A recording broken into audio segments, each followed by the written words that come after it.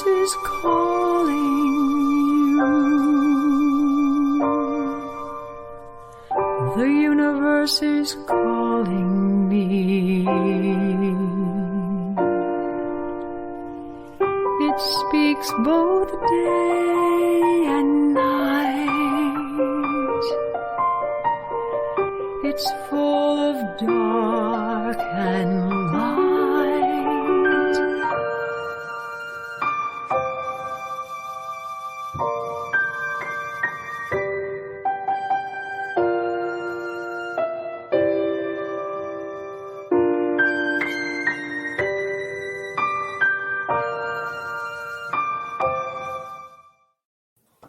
Hello and welcome, everybody, to Sky Tour Radio here on this 27th, one day before the end of February in 2022. It's me, Mark D'Antonio, your host. I want to welcome our Facebook watchers who are watching us on Facebook and our Sky Tour live stream audience who's watching on Sky Tour live stream. Hi, Tara. How are you? Hi. Hello, everyone. And how are you down there, Daryl? I'm nominal, thank you. Warp engines are online. All engines are online. Shields are at 100%. Yeah. Okay, at warp factor 1, cruising to the nearest star. Feels like I'm standing still. That's right. In fact, it would, actually. In a real warp drive. You know, in the real warp drive, you would actually be standing still and you'd be pulling the universe past you as fast as you could muster with the energy that you have. That's the concept of the Alcubierre drive that we've talked about before. And stellar travel, of course, is something that we all long to see, you know, coming down the path for us. And there are labs currently investigating stellar travel. But for now, I think it's important that we learn a little bit more about the cosmos and give us a destination to go to. And there's one particular instrument that's out there right now that might help us figure that out. And I know that you probably know that, Tara, and I'm sure you do too, Daryl. Obviously, we're talking about the James Webb Space Telescope. And the James Webb Space Telescope is just an incredible instrument. Now, compared to our SkyTour live stream telescopes and our remote observatories, it's hands down tens of thousands of times better. And we do a fantastic job, okay? Just ask Daryl, he'll tell you, right, Daryl? Okay, and Tara will too, right? You know, but the point, the point being that the James Webb Space Telescope is about 1 million miles away from us, and the latest updates are extremely promising and show profound progress. So, for example, you know. We talked about the James Webb Space Telescope going out to what we call a parking spot in space. Well, there's 5 such parking spots. Okay, if we look here at this diagram, you see L1 just to the right of the sun, and to the right of that, you see L2, which is where the James Webb is. Then you see L3 on the other side of the sun, and then you see L4 and L5. L4 and L5 are spots that are right in our Earth's orbit. Okay, they're several degrees ahead and several degrees behind our Earth. That said, 60 degrees. Exactly. Well, isn't L3 as well? L3 is actually on the other side of the sun, and if you consider it, L1 and L2 and L3 are in the plane of our orbit. L3, you can say that it's in Earth orbit, yes, but L4 and L5 are special compared to L1, 2, and 3. Oh, okay. The reason is L1, 2, and 3 are what are called metastable Lagrange points. That is to say that if you were to put something there, you have to give it energy to keep it there. And, you know, it's not an insignificant amount, but it's a much smaller amount than you would have to input into the system to keep it there anywhere else you put it. Okay. But then for the other Lagrange points, L4 and L5, okay, those are what are called stable Lagrange points. L1, 2, and 3 are metastable. L4 and L5 more easily balance the gravitational forces on them while they're also orbiting the sun.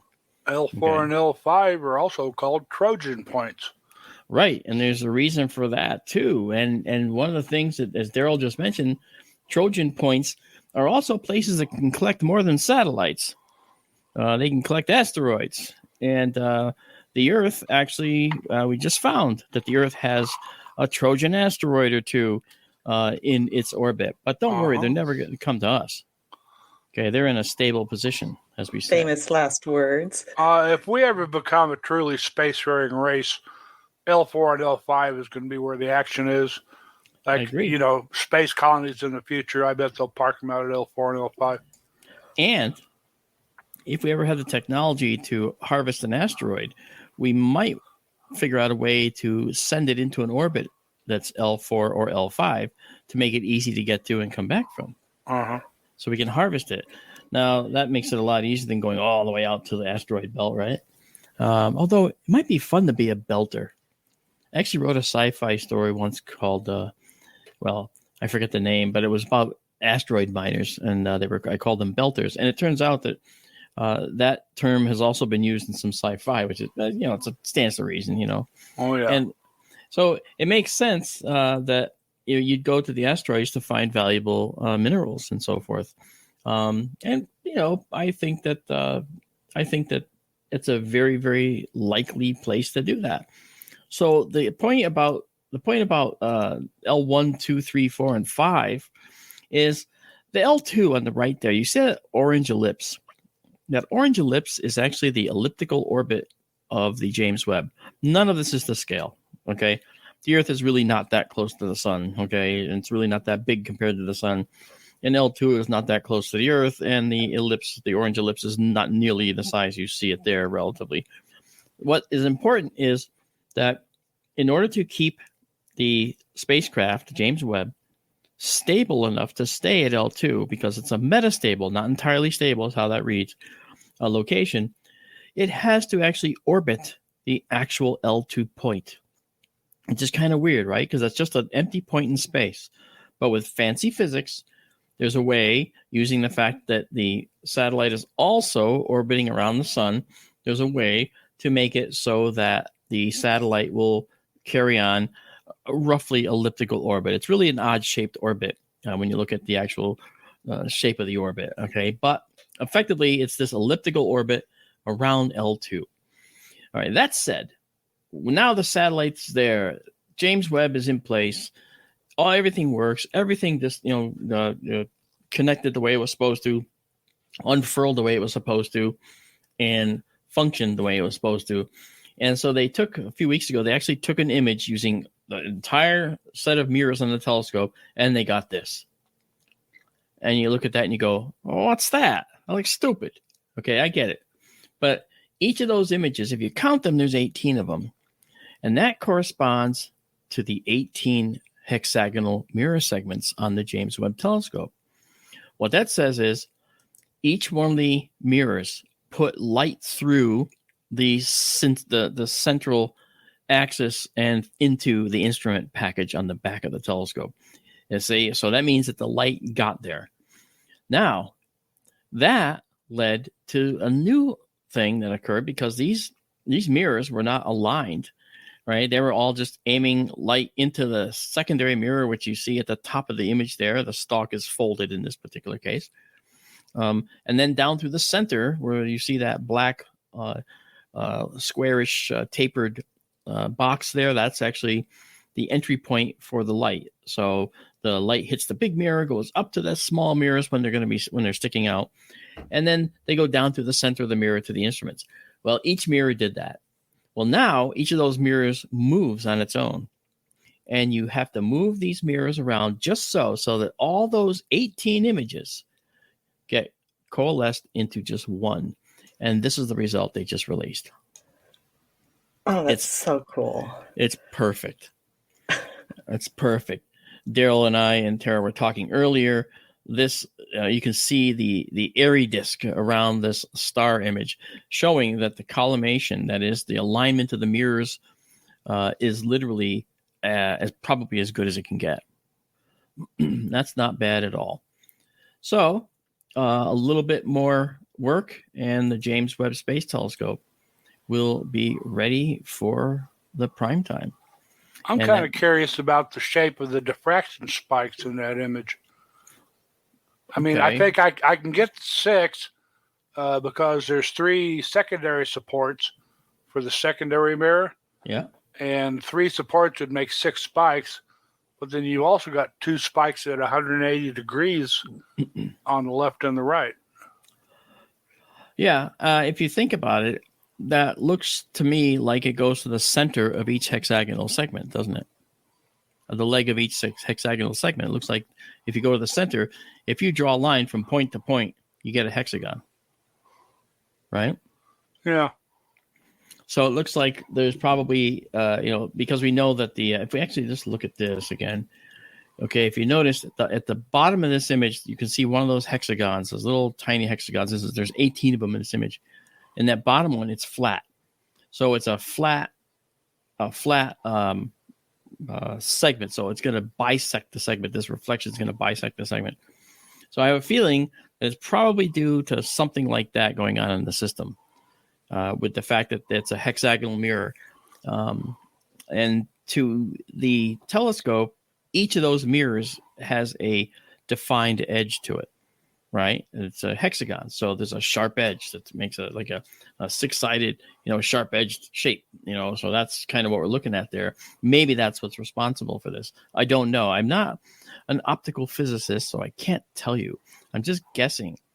But it's 6-sided. And the mirrors are 6-sided. So there's got to be some relationship. Yeah. But that's just my thought. I don't know. And now back to us. Hi, we're back. Hey, I have a question. Yes. Are those images considered that telescope's first light? Is that what they call it? You're right. Actually, this would be considered first light. This is effectively would be first collimated light, at least that's been released. Certainly the team has seen hundreds and hundreds of images that we have not seen. So this image, when released, was probably not the first time it was released. First time it was seen. It was probably seen in a variety of iterations for a number of days. And I'm sorry, did you say what that is the image of? It's actually the image of a particular star. I don't remember the star name. They actually gave the star name. But it is an image of a particular star. Which I think is pretty cool. Yeah. First light, conventionally speaking, Tara, is when they point the telescope at an object for the first time. I guess you could say that's first light. If Mark says, they identified the star. But yeah, it's like when I built my first telescope. Well, my first light was actually, I guess my first light was Polaris because I polar aligned the telescope. And then first thing I looked at after that was Comet Hyakutake back in 1996. That's right. I always called that my first light official. That's cool. Go ahead, Daryl. Well, one thing, I mentioned this last night. They still have so much to do to bring the telescope online that don't be in a hurry to see any images probably for 2 to 3 months yet. And there are some sites on YouTube that are purporting to be showing images from the Webb telescope, and they're fake. So don't believe what you see. I mean, the timeline, I think, is like June. They still have to bring all the instrumentation online and get it dialed in. There's a lot for them to do before we actually see the telescope go to work. Right. There was enough to do to get this image out there and get this alignment done. And as I said before, when we first started, we do have our SkyTour live stream family of friends watching us. We got lots and lots of comments showing up in the comment section. Thank you guys for being here. I see a whole bunch of people. I want to publicly thank Isabella Melamed from Sofia, Bulgaria. She's here. And Isabella, in our SkyTour live stream, she will actually take our live streams and go through each object that we talk about, each conversation we have, and she will categorize them and turn them for every video into a table of contents. I mean, what can I say? That is just above and beyond. She's wonderful. Awesome. Isabella rocks. Wonderful. She does. As Daryl says, Isabella rocks. It's absolutely right. So I want to thank you, Isabella, for doing that. And consider this your public thank you. And there's a whole bunch of other people that are here that I recognize from our streams. I want to thank you guys for being here. We have people from all over the place. Vera's from Brazil. We got other people from Australia. We've got people watching and listening all over the place. And so this is the first time we've actually streamed to SkyTour live stream with our weekly radio show. And as you can see, it's not entirely just radio, is it? Okay, and that's cool. So I want to thank you guys for being here. We're also on Facebook too, so anyone watching on Facebook will be able to comment and check us out. And we are looking at the comments. We're watching everything you say, so it's fine. But it's nice to see you guys. Now, tonight we wanted to talk about that whole process with James Webb. And we went through and talked about the different instrumentation that the James Webb has, and that's cool. It's actually infrared. And I just want to remind you all of why the James Webb Telescope is looking in the infrared, and for that reason, my lights are red. Okay, I'm in a nod to the James Webb Space Telescope spectrum. I'm using my red lights tonight. So basically, when we look at any star from in space or a galaxy or anything that anything that emits light, okay, we see a spectrum. We see red, orange, yellow, green, blue, indigo, and violet. The whole rainbow, right? Well, that rainbow, all right, can shift depending on how fast the object is moving. If it's moving away from us at high speed, it shifts into the longer wavelengths, into the red. How do you know this is true? Because it happens with sound as well. When a train's approaching, it's going, and you hear the sound go down. Okay. Well, that change in pitch is not noticed if you're riding on the train. On the train, the whistle's going beep, but as you're looking from the ground, it goes beep. Okay. That's because as it's approaching, those waves are compressed and they actually turn higher frequency. In the light world, that means blue. So anything approaching us is shifted toward the blue end of the spectrum, higher frequency. Shifted toward the low end of the spectrum when it's going away from us and they're getting dragged out behind it. So if a galaxy is heading far away from us, it's moving very, very fast from us as we see in the universe, then its data, all of its light gets shifted into the red. And unfortunately, there are galaxies and whole chunks of the universe we've never been able to see because they're so far away and moving so fast away from us that all of their information, all of the data coming to us from them is shifted fully out into the infrared part of the spectrum. Yeah. Far beyond what the Hubble could even see. And it had an infrared telescope. The James Webb sees out to 24,500 micrometers. That doesn't mean much to you. But understand that Hubble could only see out to about 5 or 6. Yeah. And that's called cosmic redshift. Right. Yeah. And I have a question really quick, Mark. If you were really an infrared, wouldn't you look like the Predator? Yeah. But keep in mind, there is one sliver in the James Webb Space Telescope spectrum, the one I'm using here, which is actually in the visible part of the red spectrum. It's really right at the very end. But you're absolutely right. I would actually be invisible if I was in the full infrared. You know, I would shimmer if I was affecting the air around me. Okay. Cool. That's all you'd see, you know. So, of course, that brings to mind, we think about this, we have to retrain our technological eyes to be able to see things in the universe. But what about, and this is a side note, but a cool one, what about creatures that may have developed on a planet where their star was putting out a lot of high-frequency light, blue light? Ordinary eyes couldn't develop there, nor could an ordinary being like us. It had to be some type of really, really robust life form to be able to handle that kind of energy without being destroyed. It has to be protected in some way. On the other hand, what if you're by a star that is so low in its overall light output? We call that luminosity. Its total energy output is its luminosity. So if it's so low in luminosity, what if on the dark side of that world, it was so dark that you developed eyes that were able to actually see beyond the red end of the spectrum and use infrared clues to be able to navigate? So perhaps your eyes might develop the capability to see in the infrared. I think it's all in how you evolve. Humans have a narrow range. They'd be a lot bigger eyes, probably.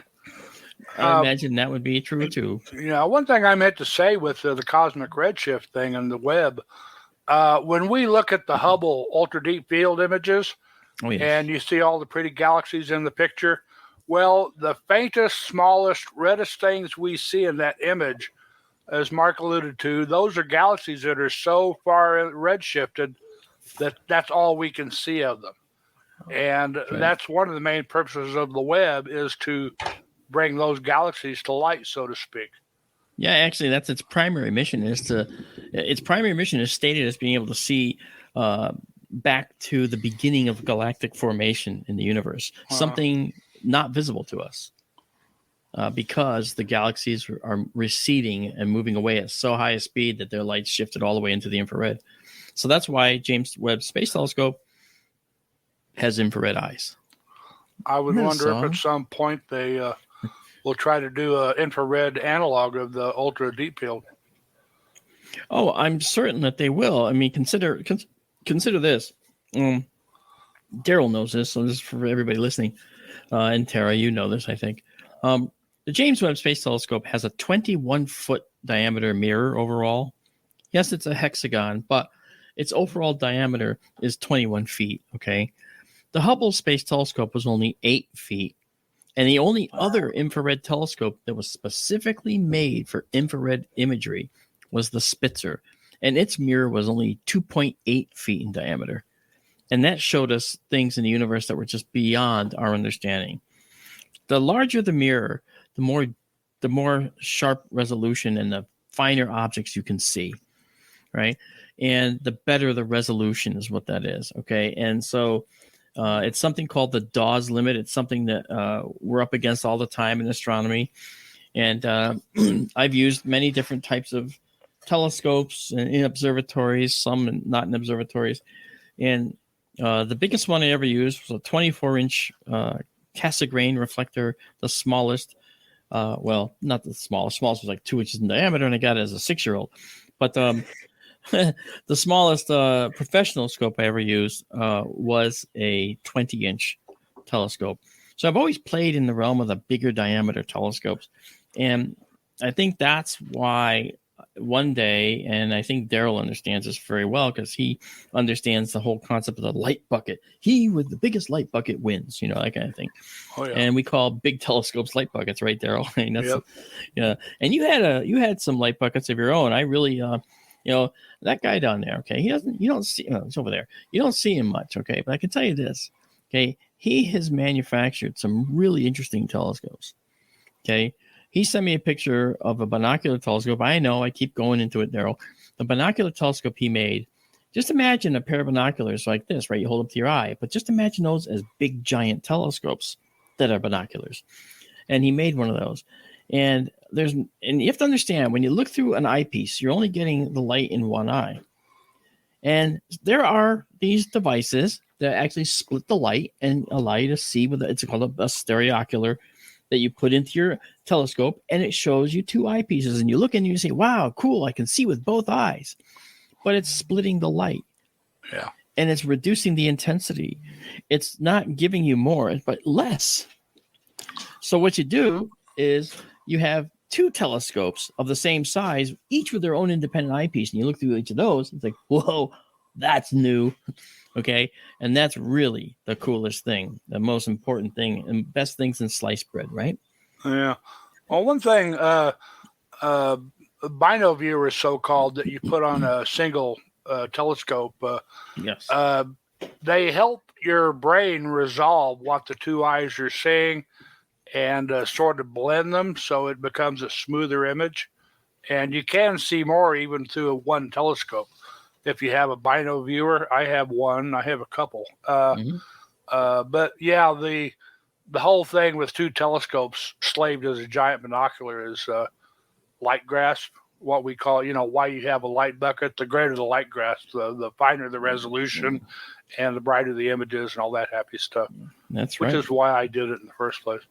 Yeah, I think that's cool. I had a friend named Jay who lived in Massachusetts. And he had two 5-inch diameter refractors that he put on a aluminum utility ladder that was 12 feet long. And at the other end, he hung giant weights. and then you put a pivot point in the middle that these things were bolted to, and you could move them around and like literally look at the sky. You could move them with your finger and they'd be perfectly balanced. And you could look at the sky and say, wow, 2 5-inch refractors. And the concept of seeing with one eye is one thing, but seeing it with 2 eyes changes your whole approach. Yeah. Changes your whole perspective. And as Daryl says, more of the brain is in play when you're using both eyes. And so the brain can manufacture more details easier. Yeah, well, my binocular is not all that big. It's just 2 6-inch refractors slaved together. And they're wide field refractors, 6-inch f5, relatively low focal length because wide field is what I was trying to go for in the first place. That's pretty cool. But there are other ones out there that are, binocular telescopes were a big deal years and years ago. Guys built 18-inch binoculars, 22-inch binoculars, huge light grasp on those things. But, you're talking very expensive proposition when you get into telescopes like that. Yeah. One of the things I wanted to do, and this is kind of cool. One of the things that I tried to do in my younger years, actually, when I was getting my astronomy degree, was I really wanted to actually create something unique in astronomy. So I thought, and of course, as with many ideas, the more you look, the more you find out someone else had the same exact idea and did it 5 years before you. Okay. But I thought of having a observer's chair where you could just sit down and with a joystick drive around the sky, okay, with the binoculars right here. And I thought of, hey, why stop there? Why not make these like 5-inch binoculars and drive around like a tank turret, look in the sky, have it basically a curved bottom so it could just move on rollers and everything. Yep. And I thought, what a great idea. Well, it turns out they're already out there. Yeah, it's been done. Sounds cool. Right. Sky and Telescope magazine has usually a monthly feature of telescopes people built, and I have seen them on there before. A guy built a big old, like 2 great big wheels, one on either side of him with a chair in the middle, right, and a telescope or 2 telescopes strapped into that. And the drive motors were made out of electric drills, and he could actually motor his way around the sky. I love it. Yeah. I love it. See, necessity is the mother of invention. And, if you have a need, you want to fill it, you'll figure out a way within your means. And just like with Sky Tour Livestream, our observatory, right? I didn't know how to make this building so that the roof would come off. I went through linear actuators that might pop the top like this. I thought of sliding the roof off, and having actuators that move the roof off. I had people advising me on these things. These linear actuators are like door closers that you have. They have the little plunger inside, and if you let go of the door, it goes and just closes gently. Well, imagine putting a motor on those that can push that piston out and bring that in at will. That's what a linear actuator is. There's a door closer with a motor on it. Well, I thought we could use those to actually pop the roof. I like that idea. But then I thought, boy, oh boy, what if something goes wrong with those? I want something reliable. And I don't remember if it was you, Tara, or if it was Marianne, who is also the other person with Sky Tour Livestream who's been offering great suggestions. But somebody thought, well, how do garage doors work? I was like, that's it. Why did I not see that? So we actually have a simple garage door opener that moves the roof on and off.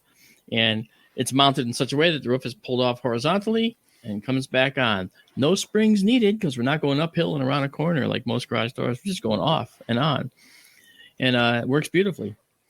And it was simple to put in. I had to get into the circuit and wire up the controller a little bit because it wasn't really meant for just like a doorbell button that some people have in their garages where you push a button and the door opens, you push a button and it closes. There was a lot more intelligence built into it than I had encountered before. So I had to dig into the circuit and figure out where in the circuit things were going. And that was just a matter of just patience, right? And then I soldered in the connections. I attached the connections where needed, and boom, it works. And it's still working today. Keep working. Right? And if it doesn't work, I'm afraid I'll have to say to Tara, can you go out to the observatory? You're the closest one to the observatory. Yep, I'd be there. Yeah. that's, again, necessity is the mother of invention, right? I wanted to get an observatory up and running. I wanted to have people come from anywhere they wanted to enjoy it. Okay. And those of you watching on YouTube right now, you're watching this as if it's a SkyTour live stream. And I appreciate seeing you guys. But now you see the other part of what I do with SkyTour live stream. We actually have SkyTour radio, which is what this is, the radio show. So I'm glad you could join us. Our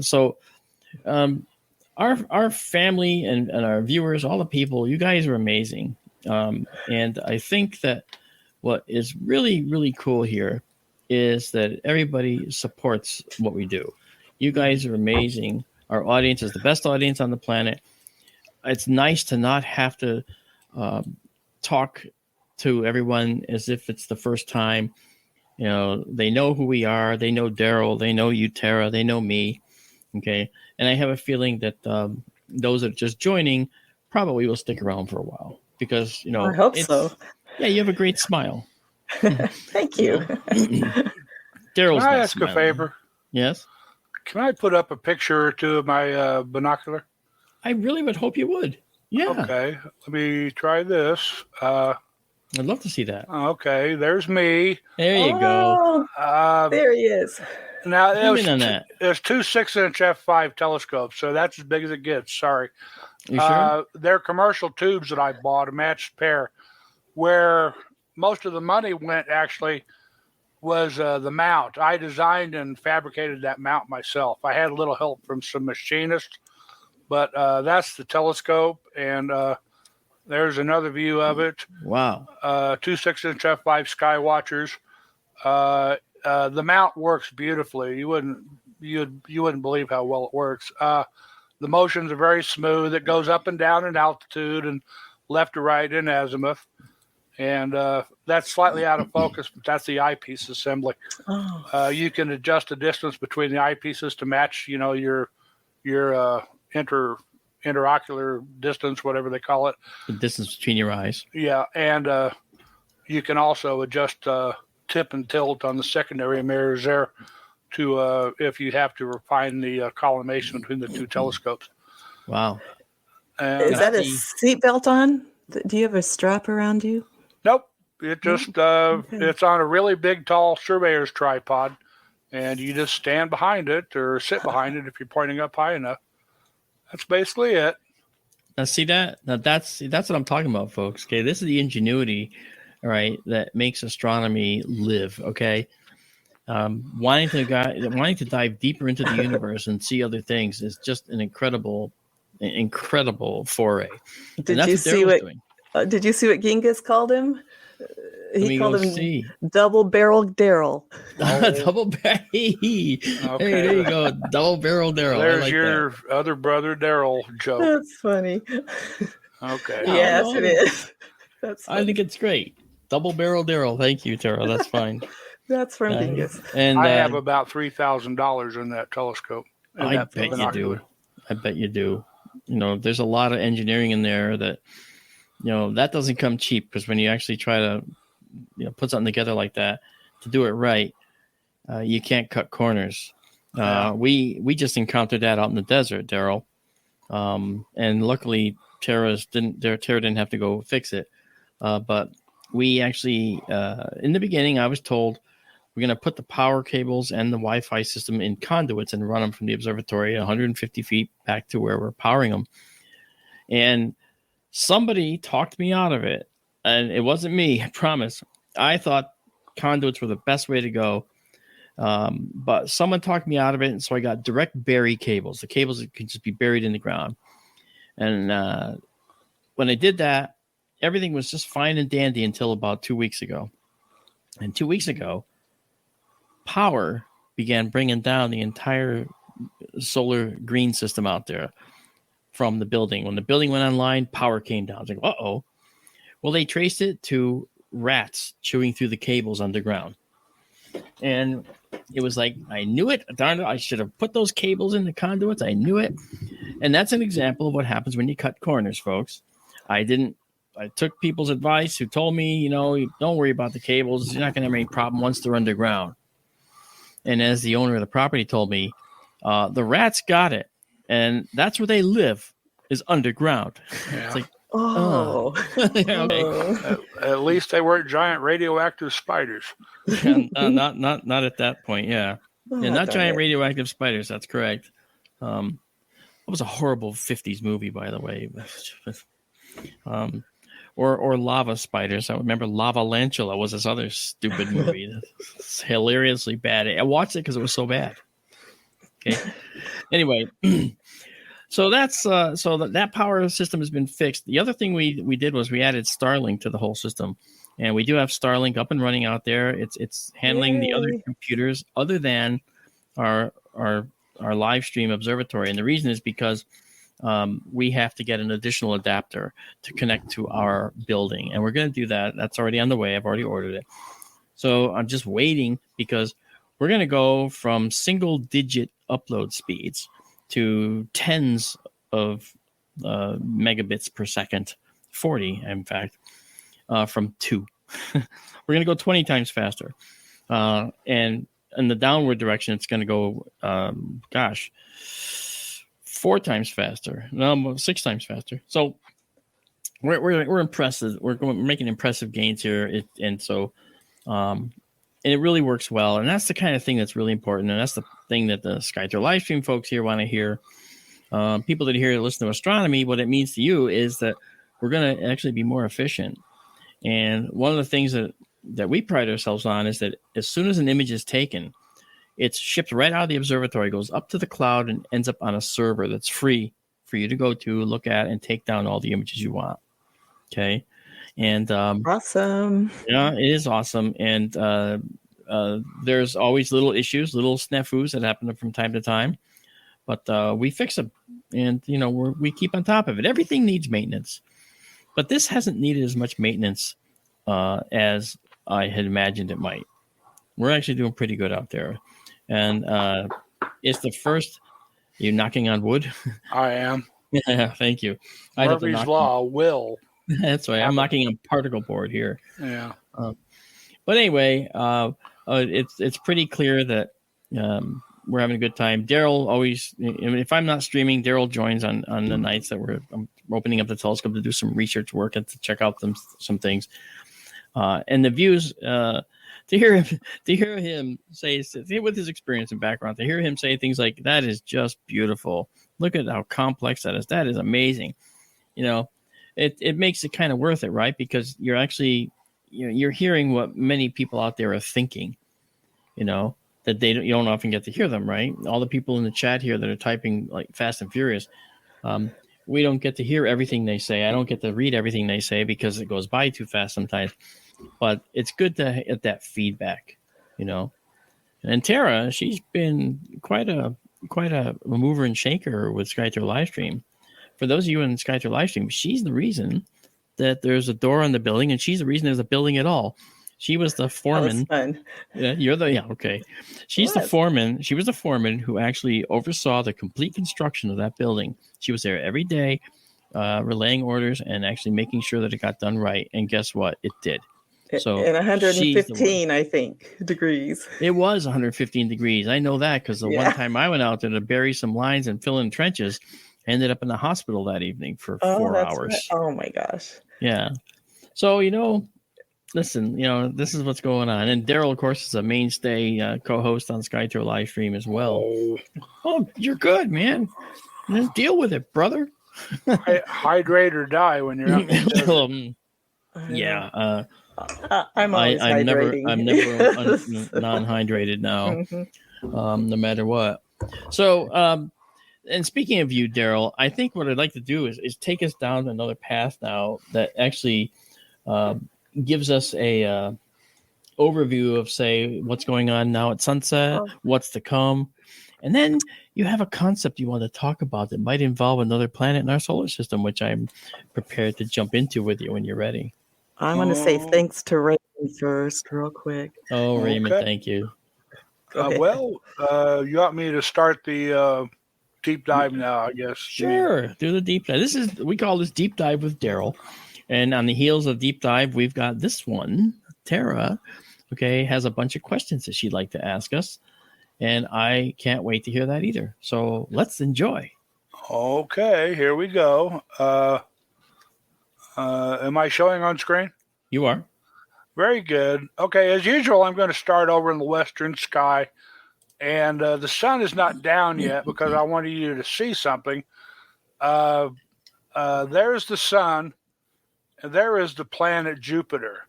Now, you may recall from past deep dives, Jupiter was up here to the upper left of the sun. And a few months ago, it was Jupiter, Saturn, and Venus made a very pretty line, and sometimes the moon would jump up and join them. Well, Venus went away. Mercury came up for a while near Saturn, and then he went away again. And then Saturn dropped off into the sunset. And now we are seeing Jupiter also has pretty much vanished into the sunset. So if I go forward an hour or two, okay, there the sun went away and Jupiter went away. And Uranus is about all there is up there right now. That orange line is the plane of the ecliptic, which we talk about. That's the highway in the sky, I like to call it. That is the plane that the Earth follows, the sun follows across the sky over the course of a year. And that also defines Earth's orbit. And then as we look to the sun for the reference point, that is the sun's path across the sky and Earth's orbit around the sun. And I'm going to go back again for just a second. But I want to talk about something first.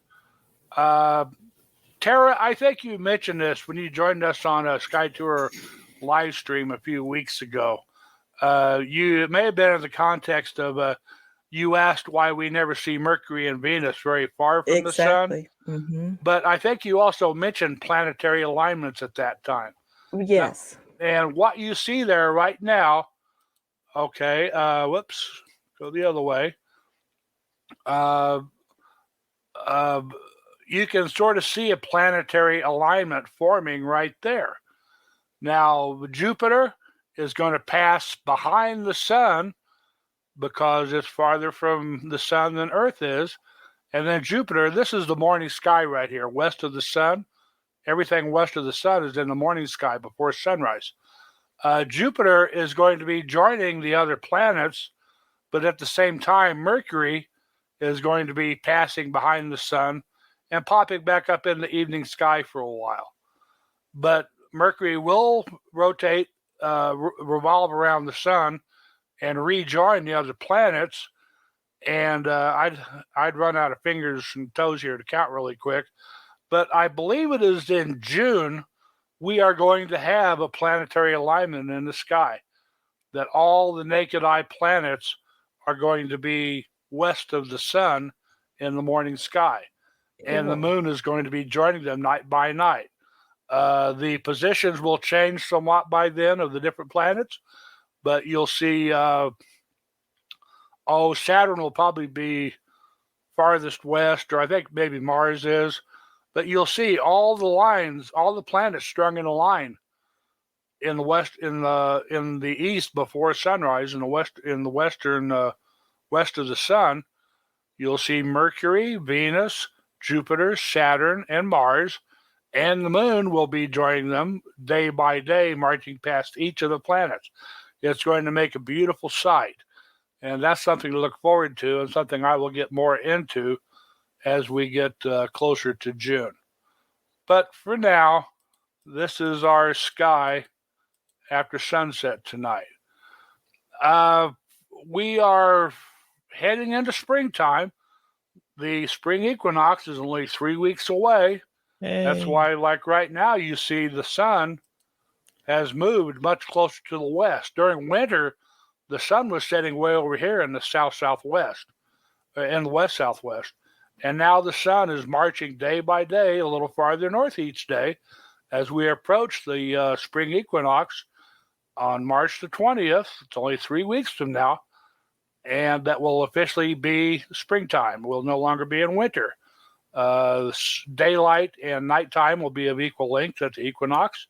And then the sun will keep marching north as toward summer. And we will have more light than dark starting in 3 weeks. So there's something to look forward to. That's great. It is. And it's been a long winter, but I'm going to march ahead a little bit here and go to the south and give us our constellation lines. Okay, here we are a little before 7 p.m. And another sign of winter sliding away from us is 7 o'clock at night. Orion will already be transiting the meridian, being followed by Sirius, the brightest star in the sky. And again, I'm going to march it forward a few hours. There is almost 8 o'clock, almost 9 o'clock, 10 o'clock, 11 o'clock at night now. Orion is heading towards setting. It's more than halfway down in the west-southwestern sky. Sirius has followed it, and the whole winter circle, Aldebaran in Taurus, Capella in Auriga, Castor and Pollux in Gemini, Procyon in Canis Minor, Sirius in Canis Major, and Rigel in Orion. The whole winter circle is west of the meridian by 11 o'clock at night now. Those are sure signs that winter is going away. But hey, look over in the eastern half of the sky, 11 o'clock at night. Here are the stars of spring. There is Leo. There is Boötes and the bright star Arcturus. There is Spica in the constellation Virgo. Something we have forward to look to here. This is, let me see. Come on, show me. Anyway, Coma Berenices, Leo, and Virgo. If you get right in the middle of those three constellations, right in here, it's called the realm of galaxies. Yes. And this is why springtime is galaxy season. The Virgo busy, cluster, I'm sorry. We're going to be busy, Daryl, I can tell you that. Oh, yeah. The Virgo cluster is right here. Our Milky Way and all the galaxies in our local group, Andromeda, M31, and M33 and Triangulum, we are all headed in this direction because of gravitational attraction to the Virgo cluster. There are more galaxies under the tail of Leo and more galaxies under the belly of Leo and galaxies up in Coma Berenices. If you can see from Ursa Major up here on the top, the Big Bear, starting up here around and above the Big Bear and kind of dropping across Canis Venatici there, the hunting dogs, and down across Coma, Virgo, and Leo. That band of the 1,000 brightest galaxies in the sky, 3/4 of them are right there in that part of the sky. And that's what we're going to be getting busy with. And looking forward to that. Now, Bart, did you want to go ahead and talk about what we talked about first, or do you want to go ahead and do a deep dive on pictures? No, actually, do what you're doing because that leads to the next part of the discussion. So that's good. Very good. Okay, I'm going to back up the time and go back to the west. Something I want you to see right now, folks. I'm going to get west at the bottom, and we're going to go back to earlier in the evening. I want you to note the ecliptic plane there again, that orange or red line, how steep that is to the western horizon. Well, this is the time of year to go out and see the zodiacal light.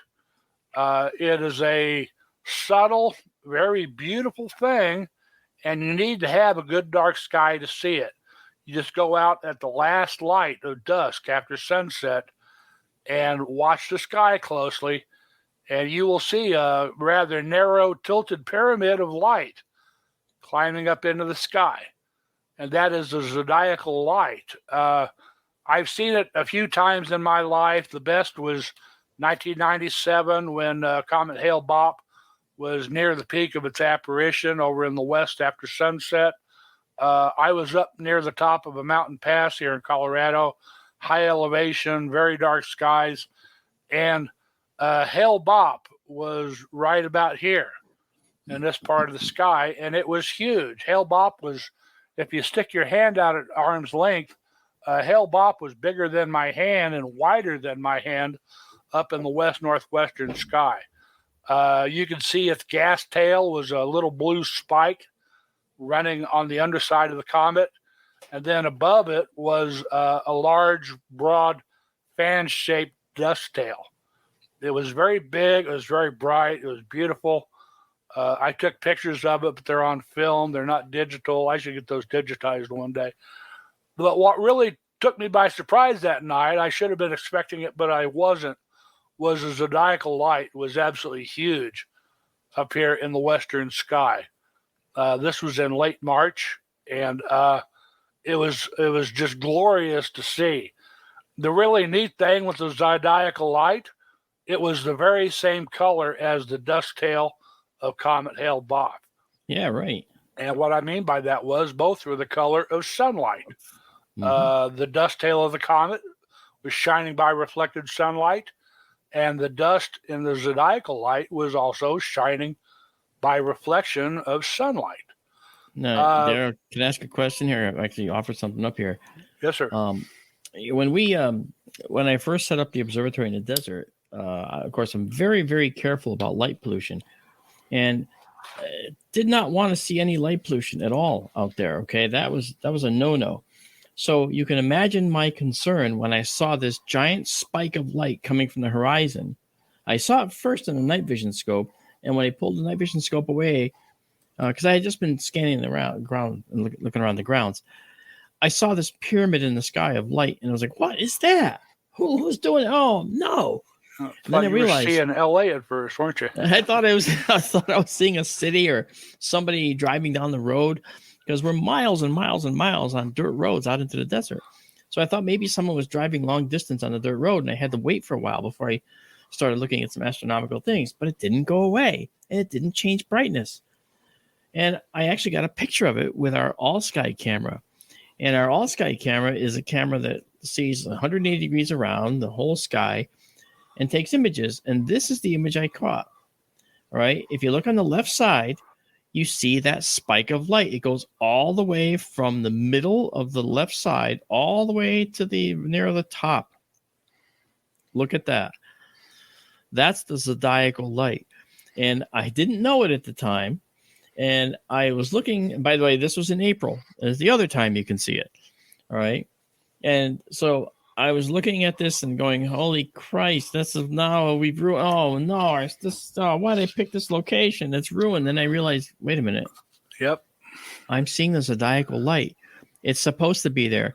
What we're looking at here, folks, what we're actually seeing is light pollution from our own solar system. Uh-huh. It's sky glow created by our own solar system. And that's something that when I saw it and realized what it was, I realized that not only were we in the right spot with this observatory, it was probably one of the best spots you could have. Yeah. Because that's hard to see that with your eye if you're in anything but a really dark area. This is true. As I said, it's subtle. But if you get in a good dark sky with a good dark western horizon, you will see it this time of year from February through April. And you will never forget it once you see it, folks. It's subtle, but it's absolutely beautiful. Yeah, he's right. He's right. Okay. And the question, Daryl, comes from, some of the other research about where does the zodiacal light come from? Uh-huh. I think that maybe at this point, it's a good place to kind of divert down that little pathway that we carved since we started talking about it. Very good. Zodiacal light. Okay. Keep this up because we're not done with this yet. Because there's some things we want to show that relate to some of our deep dive stuff later. But I have a feeling we're going to be going to a break here soon. I'm not sure how long we have here. In about 3 minutes, I think. Okay, we can do this part here in 3 minutes. Very good. Daryl's talking about the zodiacal light. That glow is actually something that is, we thought that it was leftover, for the most part, leftover dust from the formation of the solar system. And no doubt that's true. This is an example of some of that dust. Okay, this is a tiny little 2 micron, it's called micrometer, piece of little 2.5, 3 micrometer piece of not interstellar, but solar system dust. Okay, dust from our solar system retrieved by a probe. All right, and so this type of dust can reflect the sunlight and come down to Earth, and it does. We do see that. But when the Juno probe, JUNO, that Juno probe went to Jupiter, it's flying around the poles of Jupiter now and taking spectacular shots, showing us things that we've just never known about the planet Jupiter, the biggest planet in our solar system. But on its way out to Jupiter, between Earth and the asteroid belt, it actually there was a spot where it was encountering a tremendous amount of particles. And these particles were hitting the solar panels. And they were like, uh-oh, something's wrong here, they said. What is this? What's causing this?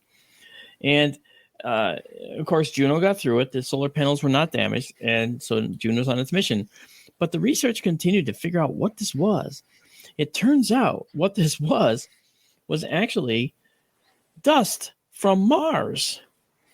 And the reason they say it's dust from Mars is because they figured the motions of that dust, coupled with the position of Mars, which is dead center in this dust band, okay, that Juno flew through, indicates that maybe the global dust storms on Mars sometimes release particles out into space that trail behind Mars and over time have drawn out into a gigantic band that includes something that we call the zodiacal light. It's pretty amazing, you know. Yeah, I'm trying to post a link and I can't get it to go. Okay. Well, you know what? Here's the thing, okay? We know that Mars is the dustiest planet in our solar system, okay? And the dust storms go planet-wide on that planet. And if you think about it, take some talcum powder and sprinkle it in your hand and blow. It goes everywhere. The particles are so fine you almost can't see them, right? Excuse me. Yep. Time, isn't it? It's time. Yep. All right. All right, well, guys, we'll be back right after these messages. And don't go away because we got a lot more to go. Yeah, we'll pick up on this. You got it.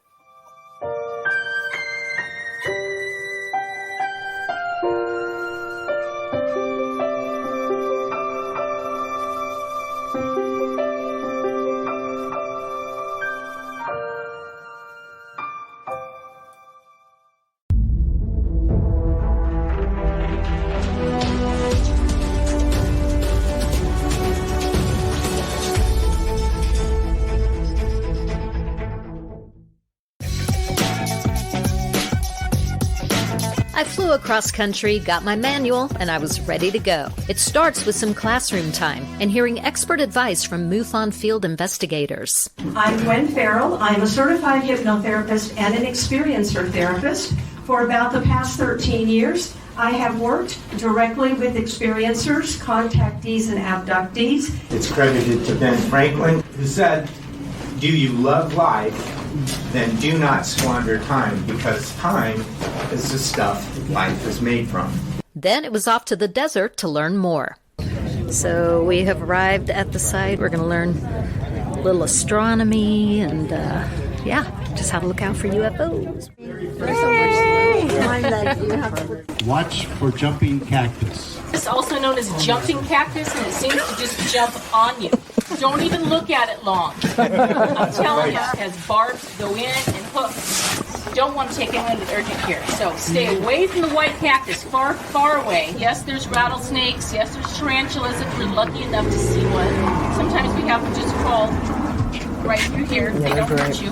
Yes, there's scorpions. They're horrible. And the parking lot has thousands of splotches that big from where the cars run them over. Oh, nice. And so if you go to lights, there's like 20, there's 50, 100, you'll count thousands. But don't let this man scare you. It's just like getting stung by a bee or a wasp.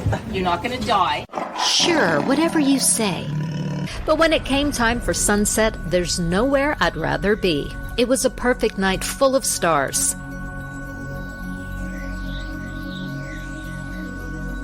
And some people brought serious equipment.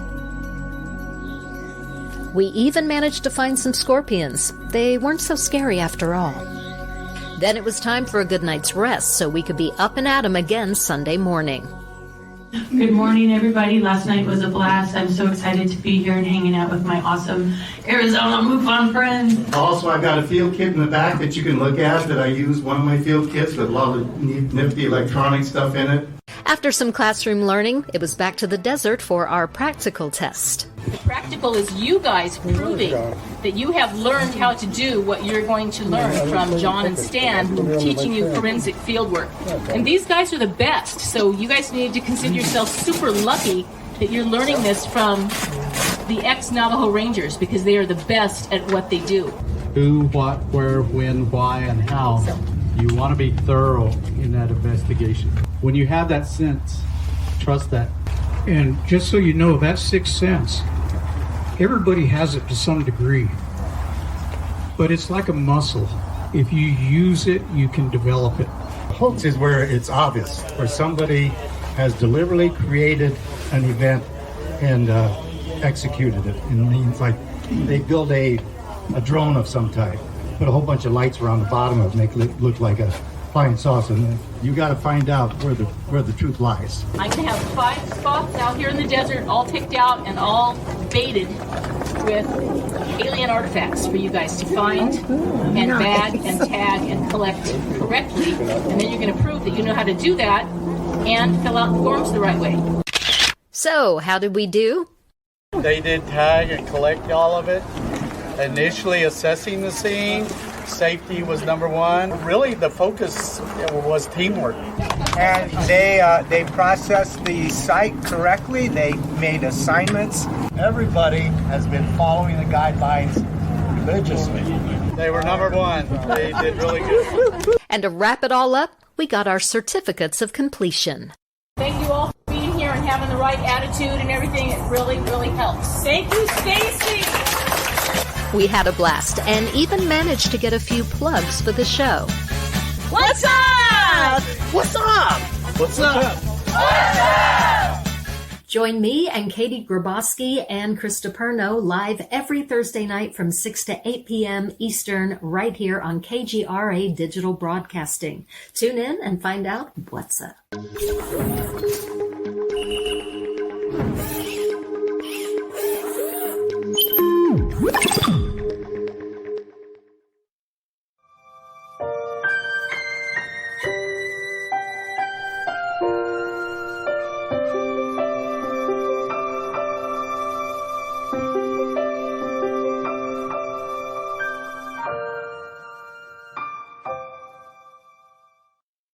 Well, welcome back. And so now we left off, we were talking about the dust that Juno had encountered. And I think, Daryl, you were making some comments on it as well. Yes. But did you want to finish your side, and then I will go forward? Yeah, I can pick up on that.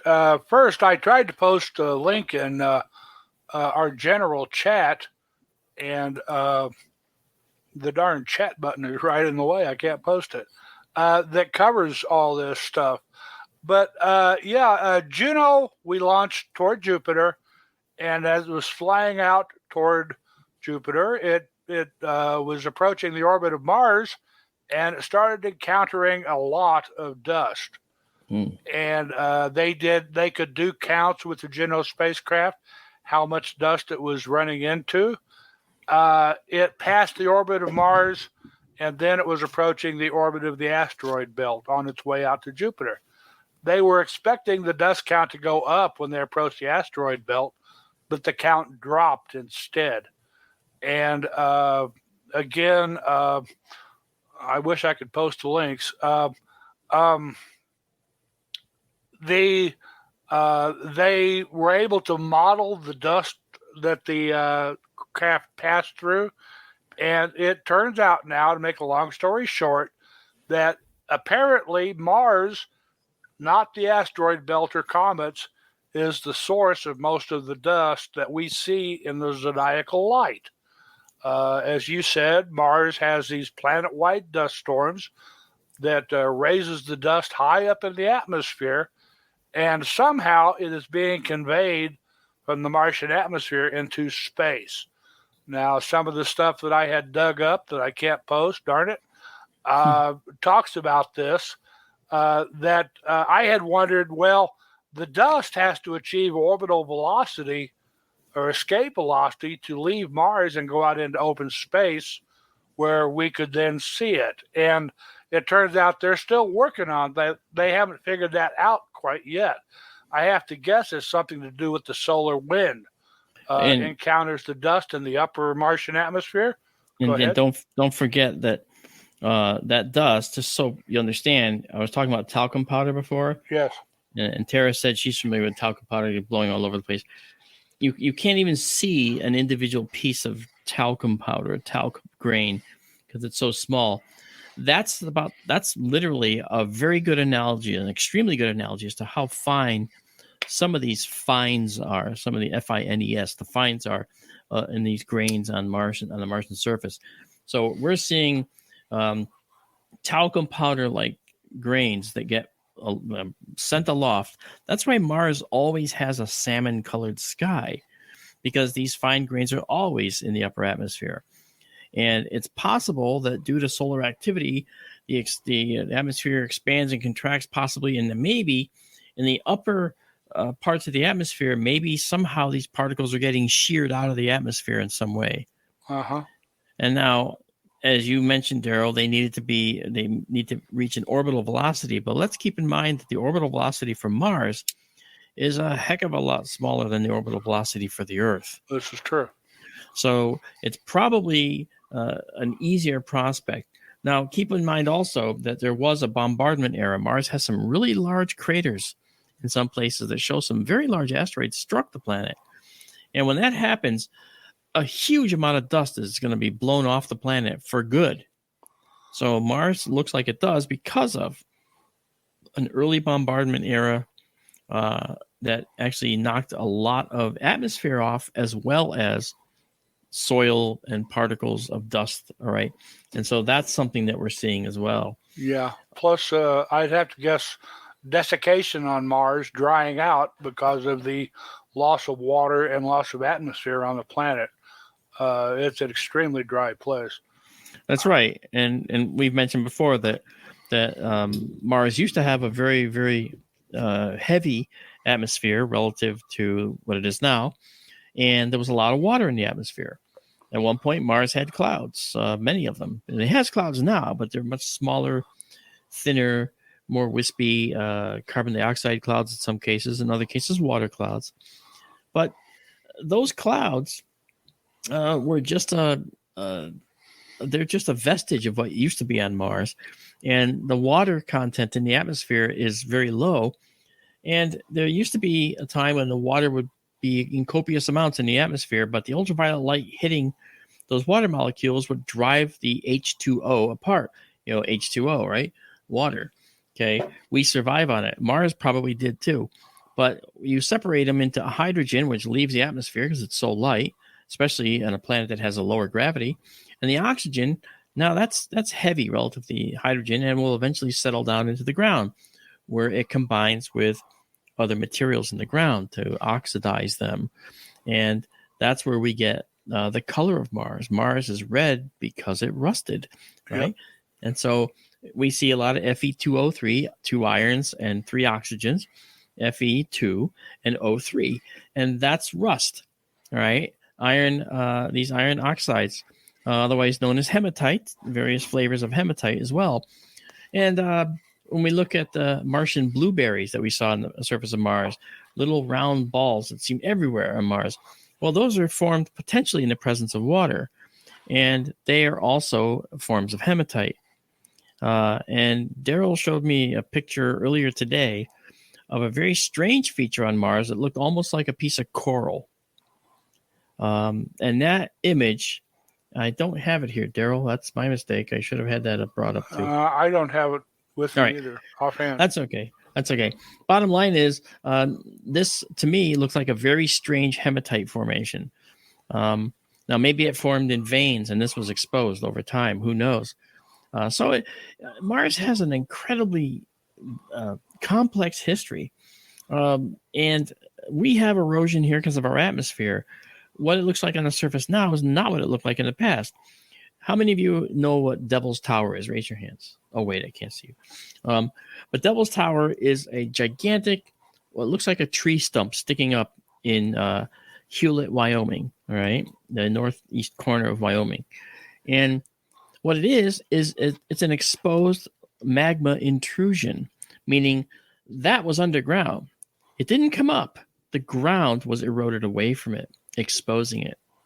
And that's what happened there. And it when you look at it, you realize the ground was eroded over 800 feet in depth from around this location to expose it.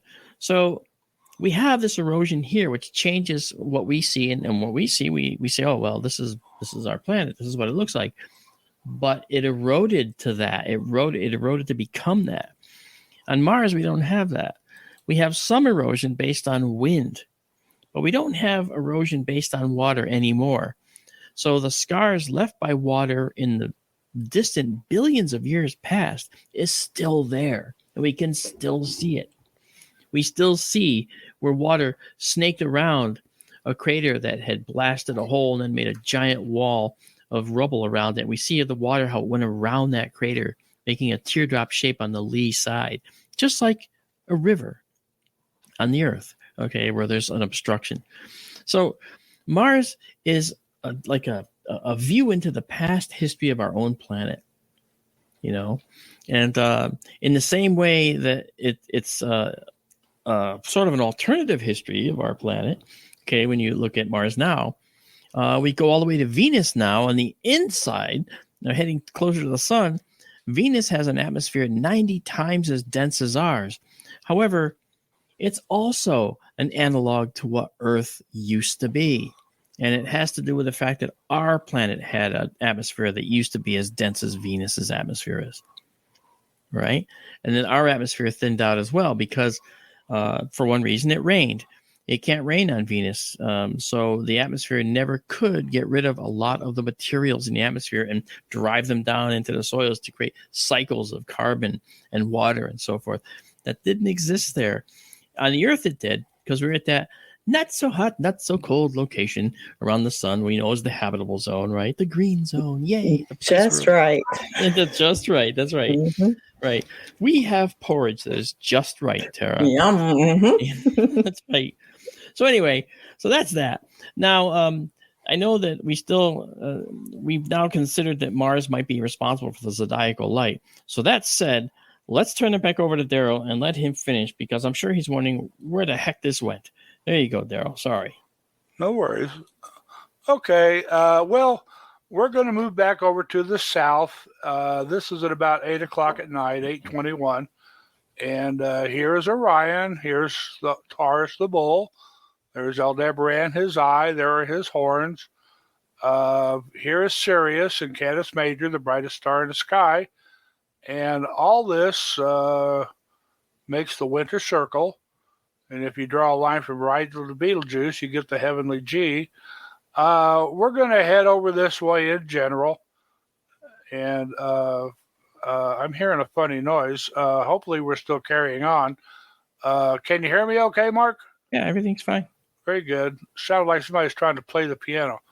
That we're going to do the deep dive now, and I bet we're going to head over into this general area where Mark has been taking some really cool pictures. And I'll hand it back to you, Mark. Oh, okay. Where do you want to go first? It's up to you. Your pictures. Okay, let's actually go to Alnitak. So why don't you zoom in on Alnitak? I think Stellarium Online shows some of the imagery that's there, right? Yeah, very good. Going to Alnitak. Now, Alnitak is that leftmost star in the belt of Orion. Right there. And you have Alnitak, Alnilam, and Mintaka. Interesting thing, okay? Daryl, if you could zoom out a bit to show the whole constellation a little bit, just a little bit more, sorry. Okay, get Betelgeuse. There you go, okay. If you look there in the upper left, Betelgeuse, in the upper left of Orion there, Betelgeuse is now a red supergiant. But it wasn't always so. As a matter of fact, just a few million years ago, Betelgeuse was a very bright blue, hot, young star. All right? And Betelgeuse is still young. We think of red supergiants as old stars that are about to go and die. Well, not really. Betelgeuse is actually a very young star that's evolving very quickly. And so when we look at it now, if we put it where the sun is, it would go out past the orbit of Mars, right, in its diameter. That's how big the overall size of Betelgeuse is, all right? But Betelgeuse was an O-type star, the hottest and bluest stars that there are in the universe. And it very quickly used up its hydrogen and started to pulsate and use more things that it could fuse into new elements like we see in our periodic table. And those new elements, all right, which are, of course, this periodic table that we've all hated from chemistry class, right?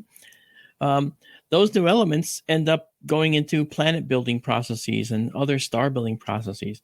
Well, down next to Alnitak, okay, which is another hot blue star, all right, there is a gorgeous, absolutely stunning location of nebulae that just is, I say, to die for, okay?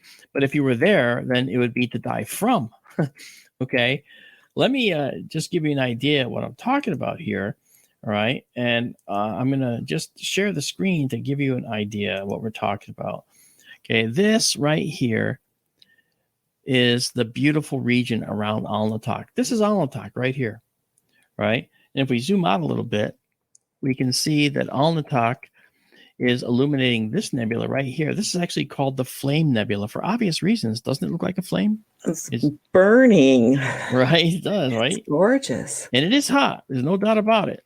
It is hot there. Yeah. And then this is all dark nebula in here, dark dust.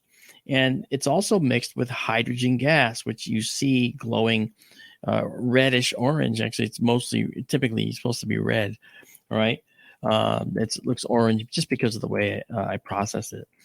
But this is a mosaic. This is actually 4 different images. It's one image here, one image here, one image here, and one image here. And then I put them all together, right? A beautiful, beautiful mosaic showing these stars. Now, this Horsehead Nebula is dark nebula. Dark nebula is composed of this stuff, okay? These same dark these dust particles that we see out there. Now, these can have a base of silicon, and then they get coated with ices. Okay, here's an example of a particle. Okay, a silicate core in the middle, and around it you have different ices. On the left, you have CH3OH, methanol. You have water ice, and UV light hits it from other stars, and it drives off other materials that make these reaction products which come off. We get water coming off. We get carbon monoxide. This makes a slurry of planet building materials in these nebulae that we see here. All right. So when we look here at something like this, we are looking at a universe building location. This is an area where you can build new stars and new planets. You know, the Horsehead Nebula is called a dark nebula, right? And you know, when you look up close at it, and you can see that the nebula itself is a really interesting looking filamentary object, kind of like a horse's head. That's, of course, hence the name. These faint lines are Starlink satellites that are going through the view. Okay. We find now that we can no longer take any pictures without a satellite or two going through. And then moving down, we see all these many different clouds down here. These are all billowing clouds of dark dust. Look at this right here. This is a beautiful area. Look at that gorgeous tongue of dark nebula sticking out. And it's also got a mixture of hydrogen in it that is being ionized to glow red and like this. And the star doing that is this guy right here.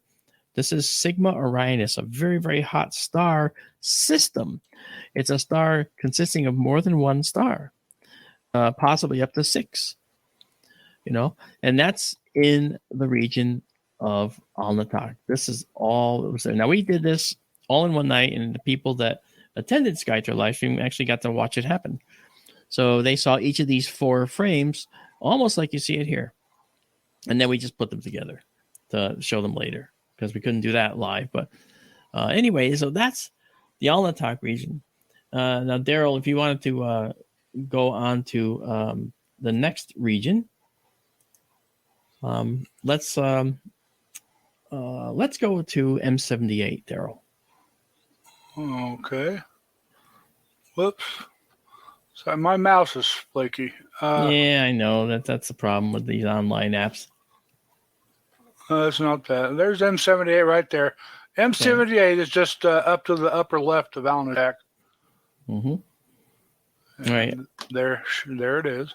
Yep. Now, what that is interesting to me because Messier 78 is a beautiful little, I say little, it's a reflection nebula. All right. And I did a quick composite today. I didn't try matching colors because I only did it just for the show.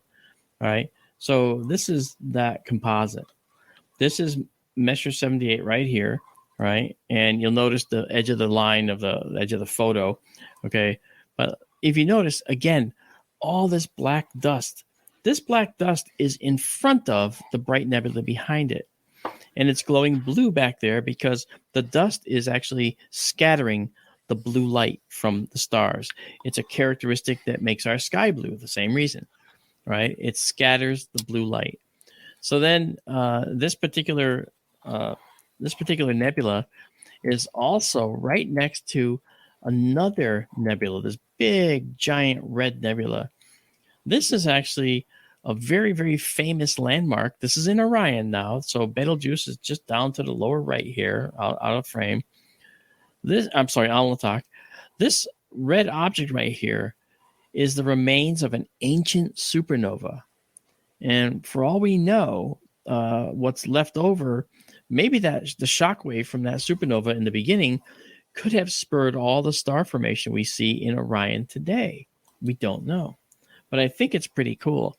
And I know Daryl likes Barnard's Loop. This is actually Barnard's Loop right here that we're seeing. All right. And I don't know, Daryl, I'm actually looking forward to taking a photo of the entire Barnard's Loop at some point. I'm amazed at how well it comes out. It's so easy to capture out in the desert. Oh, yeah. Barnard's Loop is notoriously difficult to see by eye. It photographs beautifully, though. Yeah. I have old piggyback shots of the entire constellation of Orion, and Barnard's Loop is unmistakable. Can't avoid it. No, it's beautiful. I have a quick question, if I may. Okay, the blue light up in the top right, where there's the dark nebula and the blue light's being scattered. Does that mean it's coming towards us, or is it a totally different thing than what you were talking about earlier? Very, very good question, Tara. That's an excellent question because I can see how that could be confusing, from blue shift and red shift. Right. This has nothing to do with the direction the light's coming from because it'll look blue everywhere, no matter which direction the light's coming from. The light's always going to be coming from there, okay, when you're looking at it.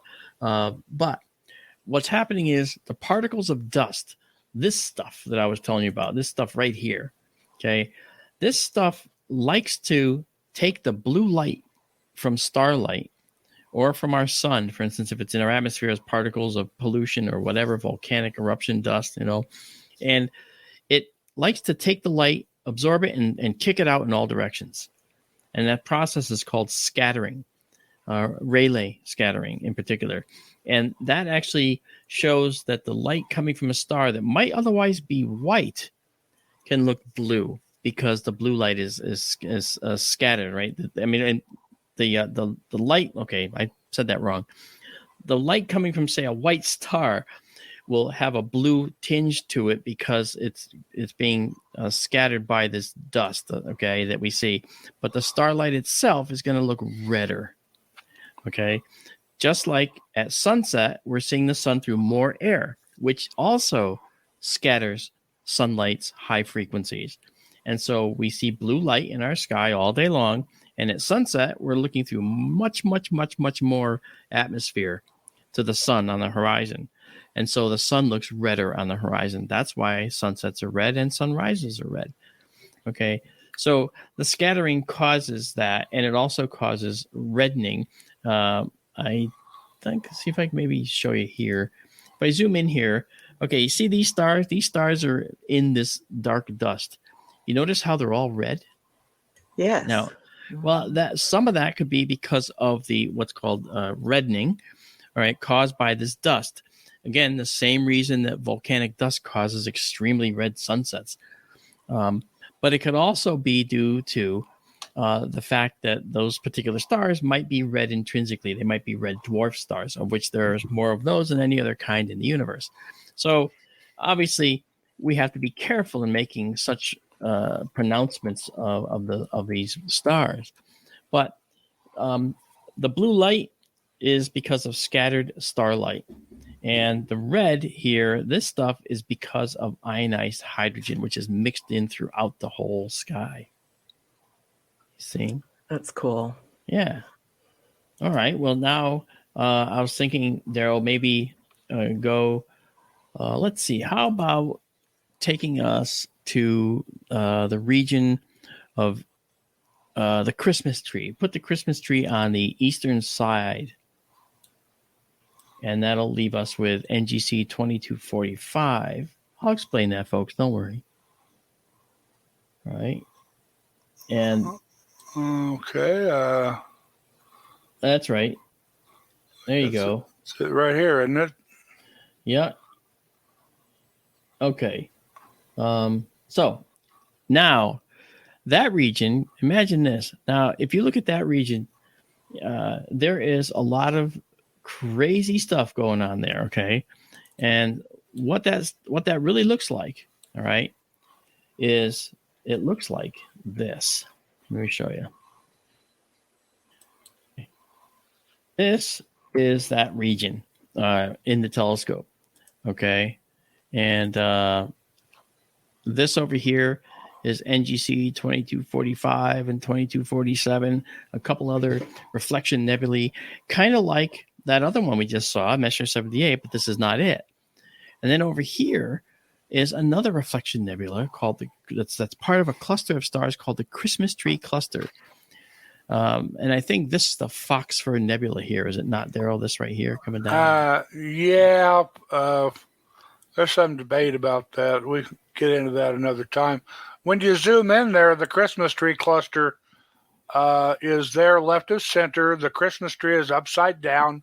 That brightest star is the base of the tree, and it's tapering to a point as you go down, and that's the Cone Nebula directly below the tip of the Christmas tree. Right. Now, if I actually spin it around upside down to actually flip it for you, then you can see the Christmas tree a little better. So here it is over here. And let's actually zoom in on it. So there's the Christmas tree nebula and cluster right there. Right. And now it kind of looks more like a Christmas tree. This thing at the top, that's the Cone Nebula. That is a very large stalk that's sticking down into this region. These are hot young stars, and they're probably evaporating a lot of the material around the cone here. But something at the tip of the cone is probably more dense and preventing that stuff from being eroded away, at least in our lifetimes and hundreds of lifetimes beyond. Now, going down to this part, you can see more of this beautiful dark nebula. It's just stunning. And you can see this almost in 3D. It almost looks 3D. And I just find that to be fascinating. And so this, again, this is another area of stellar star building and solar system building. And then down here at the bottom, and again, these are all approximately the same distance away, right? Around 1,700 light years or so each. This guy right here is a very interesting little nebula. It's going to be a little bit overexposed, but this is called Hubble's Variable Nebula. Now, you can't see the star that's actually causing this star to illuminate. It's none of the stars you see here. It's actually a star that's buried inside the dark nebula. What dark nebula? The dark nebula that's all throughout here that you can't really see. Okay? It's not an absence of material you're seeing here. It's actually an overabundance of it. It's full of this type of dark nebula. This you only see because other stars are illuminating it and making it look like you can shine. All right.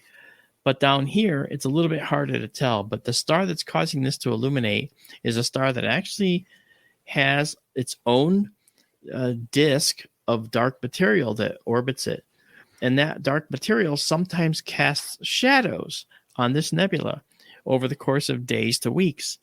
And Daryl and I have actually photographed this, and it's looked different every time because it's called Hubble's Variable Nebula. Yep. And it's varying in brightness because of that central star that we can't even see.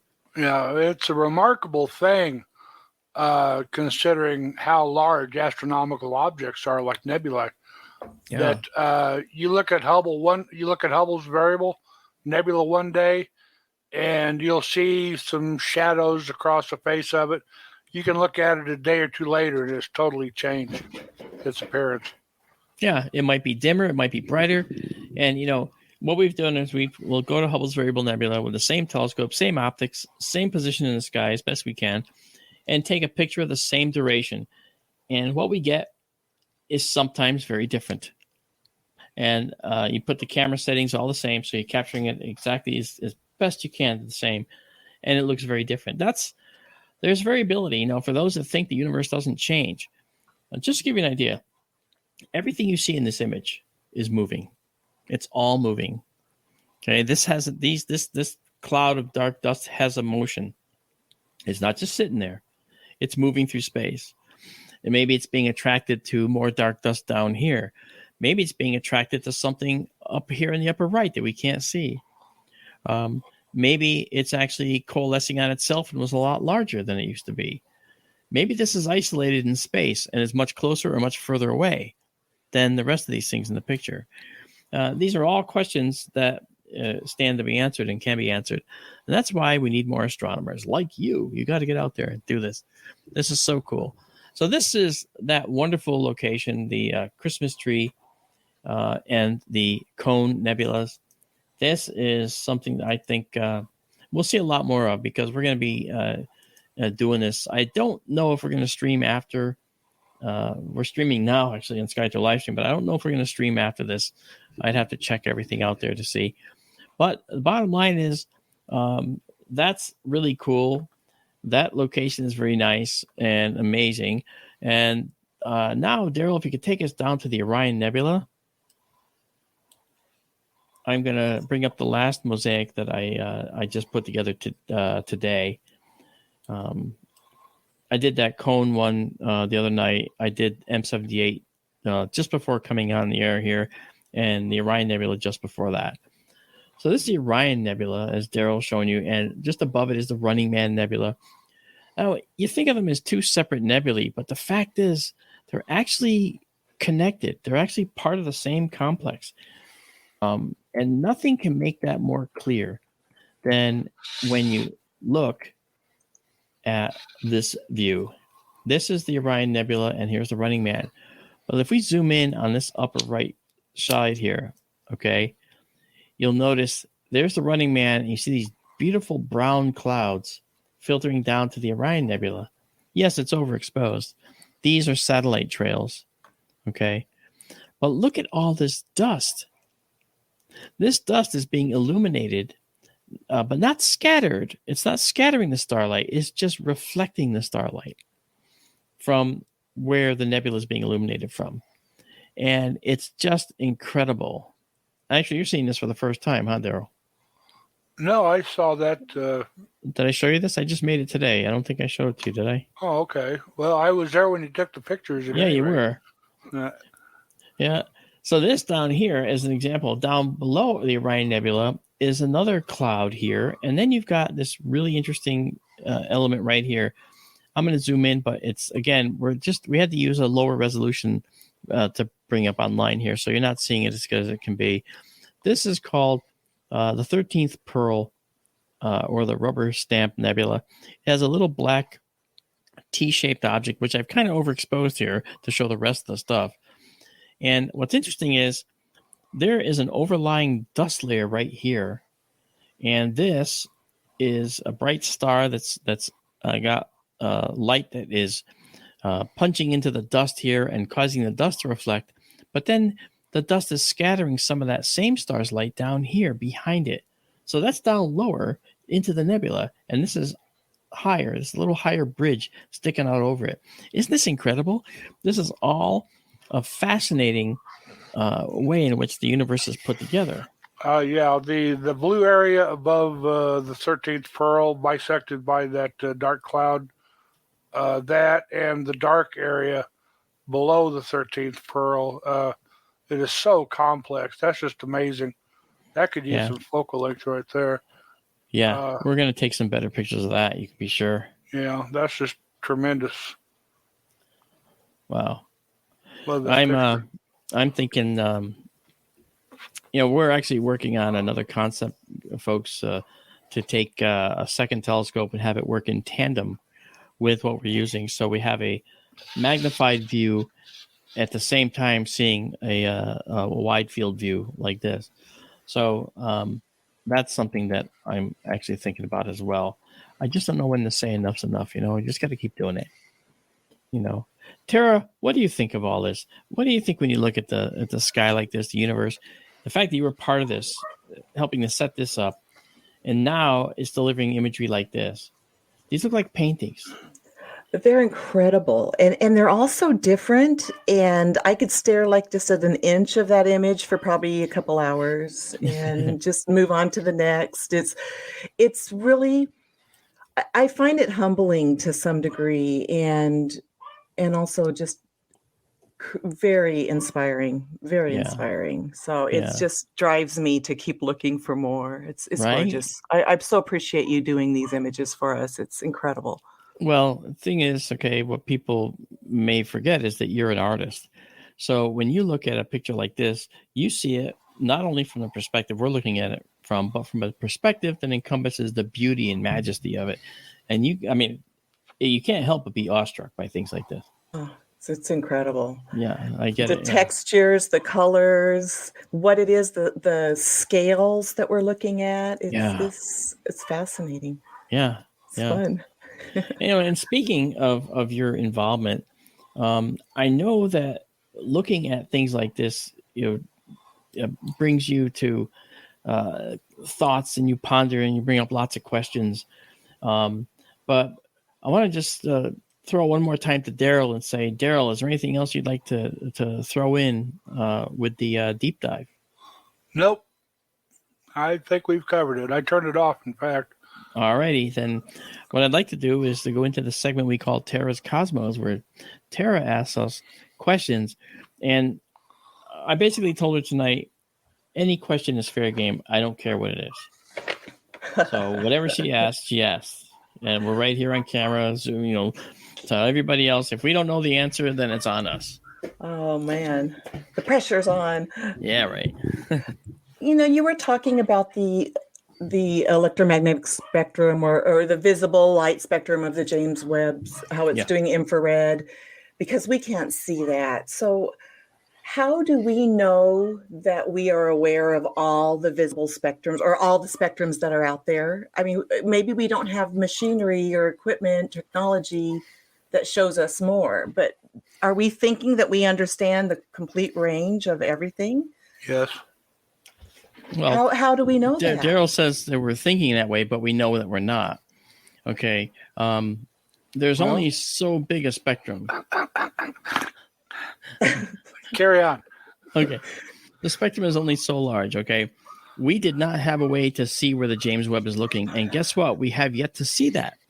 So until the James Webb shows us as far back as we think we can see to the limit of these redshifted galaxies, then we're going to be stuck there. We're not going to be able to see it. But you have to understand, too, that there are certain things that we'll never see because of the nature of the expansion of the universe. The light leaving these objects will actually never get here. Yeah. It's too weak? It's just that it'll never get here because of the way the light's expanding and the way the universe and light speed travels. We will never see certain things in the universe ever. You could say it's on the far side of the microwave background, correct? The far side of the microwave background is the microwave background, if you remember, was the remnant of the birth of the Big Bang in our understanding. And the microwave background, or the CMB as we call it, that actually is as far back as we can see ever, because the universe back 13.8 billion years ago or so, that's when the universe was born. But then around 13.6 billion years ago, it started to get more transparent. It was full of this hot material that was opaque, and photons could not get out. And that's why when they started to get out, we see that mottled background. That's the very, very farthest back we can see with our radio telescopes, because it's certainly not a visual light object. And so that is reminiscent of a time when the universe was finally starting to become a little transparent. And that meant that high energy particles that previously were making the universe opaque were combining to become things that we call atoms. All right, from protons and electrons, they finally combine. Most of them combined to form hydrogen, which was a proton and an electron. All right, so that time is as far back as we could ever see. We can never see anything before that. Never. Because there was just no way that information got to us from there. Isn't that crazy? As far as the spectrum goes, Tara, on the long wavelength end, I guess it's radio, microwave, infrared, or I may have those two backwards. The other way. But, yeah, that's right. I'm sorry. No, it's the other way. That's fine. Okay. On the long end, it's radio, and we can see a lot of that from Earth. That's why we have radio telescopes down here. Microwave, we can detect microwaves. Infrared, it's blocked by Earth's atmosphere mostly, and that's why we're putting telescopes like Spitzer and Webb up there, is to get above the atmosphere so we can see things that we can't see from down here on Earth. Then there's the visible spectrum, which we can see down here. And then you start getting into ultraviolet, which, again, much of it is cut off by Earth's atmosphere. And again, that's where space observatories, space satellites come into play. And from there, you're getting up toward X-rays, ultimately gamma rays. And we have observatories for those too out in space. Right. But one thing that we never thought we could see until we made detectors to see it, for instance, were gravitational waves. Yes. And so with the LIGO and Virgo detectors that we have in the U.S. and Italy, that's the only way we knew. Well, we knew that they theoretically were possible, but it was actually Einstein, I think, that said we'd never be able to see them or detect them. And he was not correct. We actually could detect them. And we did so with the gravitational waves. So, we understand the spectrum, but what we don't understand is how to have made these detectors to detect them. I'll give you another example. Hawking radiation. Hawking radiation is theoretical, but to detect it is something that's monumentally difficult. So that's something that we theoretically should be there. But we have to be able to confirm it, and we have yet to really see Hawking radiation in detail. So there's a lot of radiative forms that we might suspect, but we don't have the capability of seeing them because our technology just isn't really there. Again, like I said, James Webb is seeing areas in the infrared that we've never seen before. And if it fails, we never will see them unless another James Webb gets made. So you see, there's a lot of progress, but a lot of mysteries out there. Yeah. As you get into the different regimens of the spectra, you need whole different technologies to look. Like, we're setting up Webb for infrared, and then we get up past visible light into the ultraviolet, and then ultimately into X-rays, and gamma rays are the most extreme, I guess. The Chandra X-ray telescope is a totally different critter than the Webb is, for instance, or totally different than the Hubble. It gets into the physics and the behavior of particles at such a high frequency or short wavelength, and gamma rays even more so. Well, and don't forget, there's one more realm that we can detect them, but it's extremely hard. Neutrinos. You got it, neutrinos.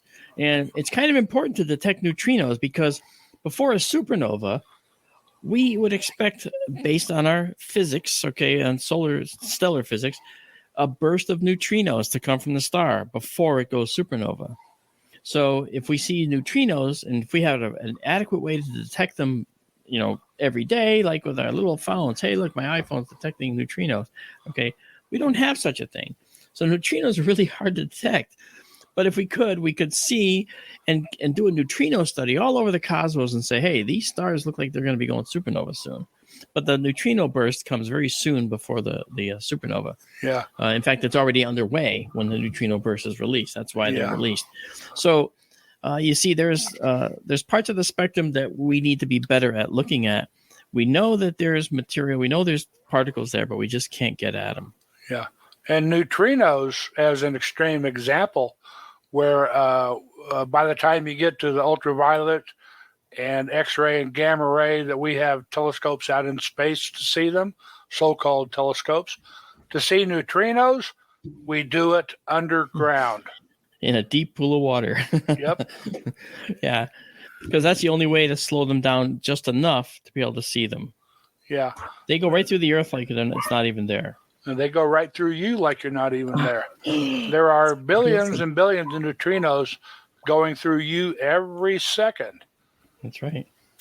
They go right through you. I've heard recently about a discovery that some neutrinos have mass. And so, Mark, I was going to ask you, could that account for the missing 2% in the universe? Or the neutrino masses that we didn't know about?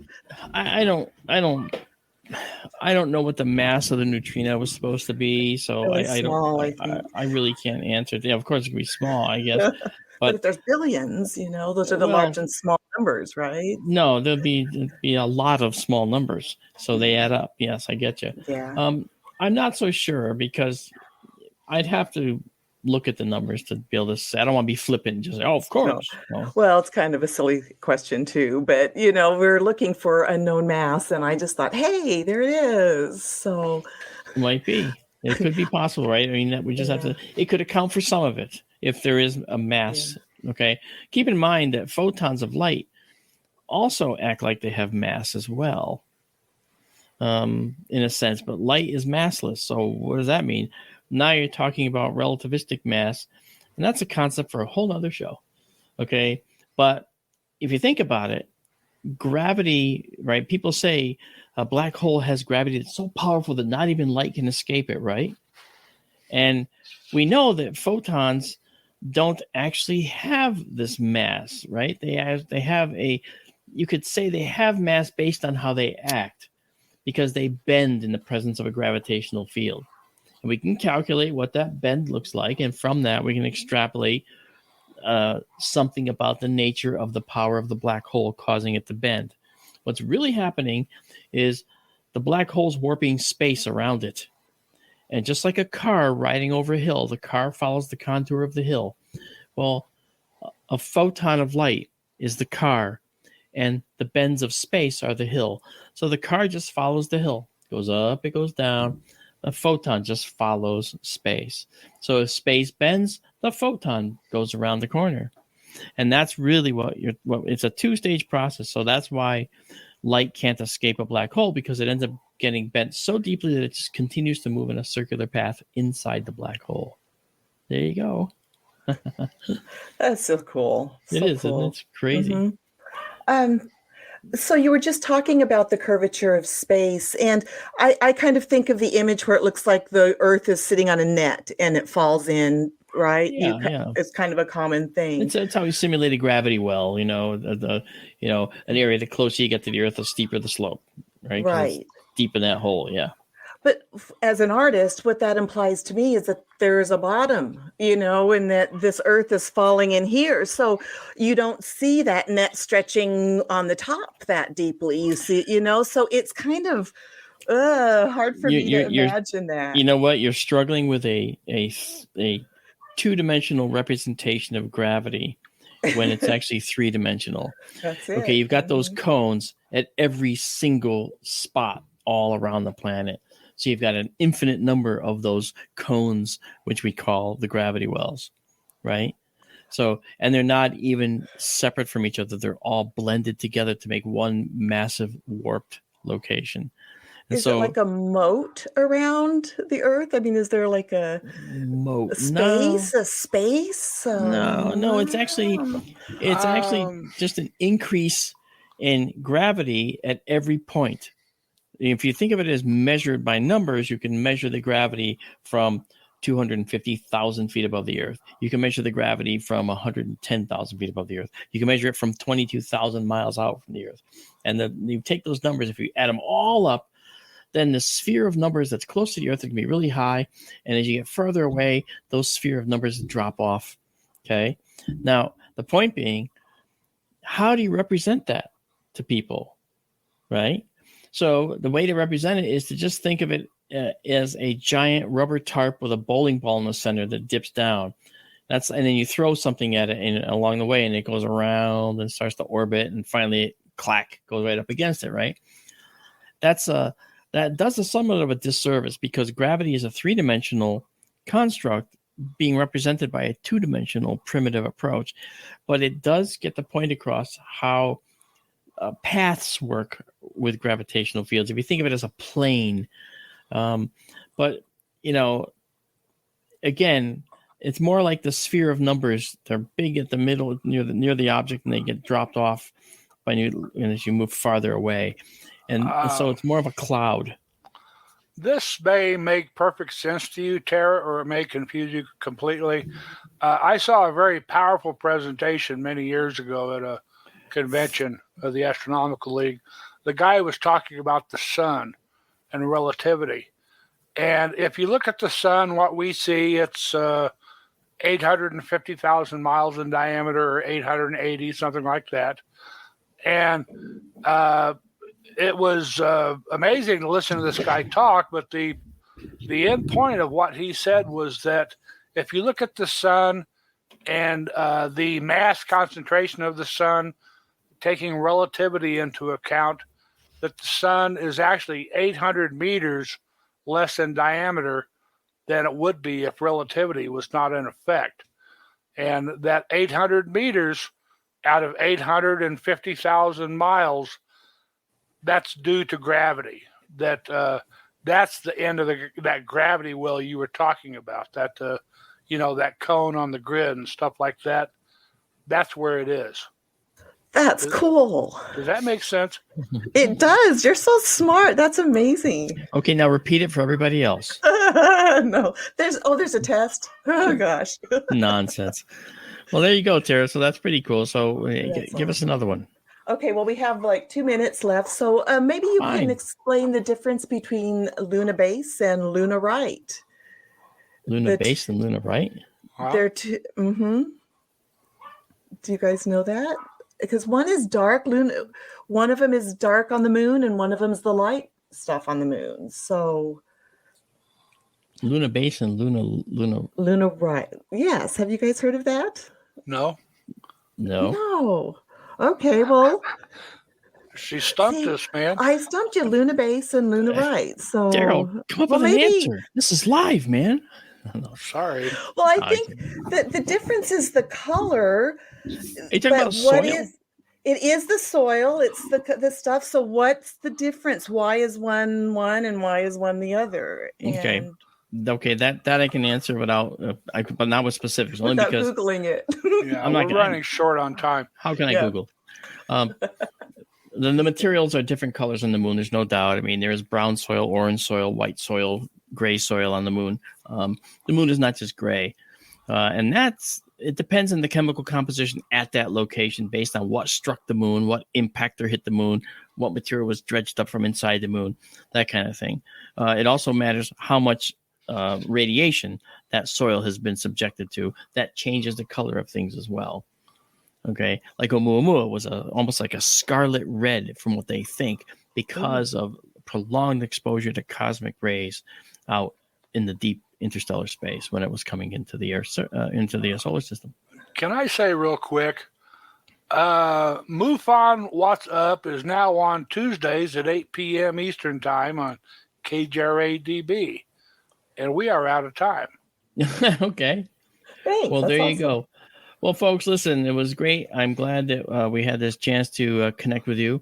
And I'm glad that you guys watching Sky Tour live stream got to see it there for the first time and on Facebook. And, of course, on KGRADB. We'll be back doing the same thing the next time we broadcast, which should be every week. In any case, you guys have a good night, a good week, and we'll talk to you soon. Good night. Good night, everybody. Take care. Bye.